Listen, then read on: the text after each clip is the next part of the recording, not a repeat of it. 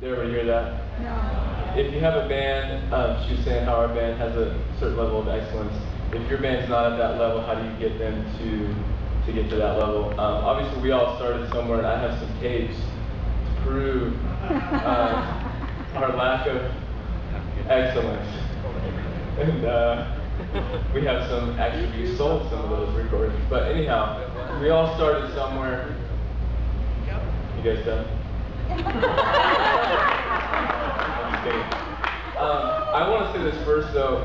Find whoever's in your band or whoever your musicians are. Heart's a huge part of it. If they have a heart to serve and to get better, then pour into them. If they have, for us, even some of the better musicians that we had before end up not playing just because their heart wasn't really. Does that make sense? Like they either felt like they already knew it all, or they were better than, or they just couldn't wait to get paid, type of thing. So find musicians that have a heart to grow and to get better, but that they're flexible. And I think that's where a lot of us were. We were just volunteering, and we loved what God was doing at the church. And through that, we wanted to get better, to recreate the sound and what we felt like God was doing in the Spirit. And so we started just practicing more, and we always played together as a team. I got on the metronome as a drummer, which helped the whole band as far as timing.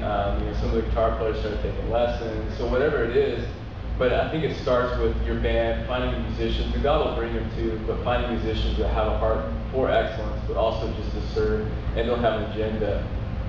And I think that's all of us up here, we may not have been the best musicians, at least when we were starting, but we all had a real heart to serve and to grow and to get better. I think that's probably one of the main things. Perfect example of that is I was like horrible for years, but I don't know if it was my eagerness or that they just didn't know any better, but I ended up playing like 4 times a week. And so it was like perfect, like because I was taking lessons and stuff, and they knew that I was really working at it. And that like I was, they were in a relationship with me, Brian, Chris, and everyone, and that, so they knew like, he's working at home a lot.